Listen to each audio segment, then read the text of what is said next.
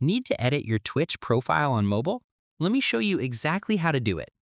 First, open the Twitch app and log into your account with your email and password. Once you're logged in, look at the bottom right corner of your screen. Tap on the profile icon. Now, tap on the settings icon at the top. From here, select Account.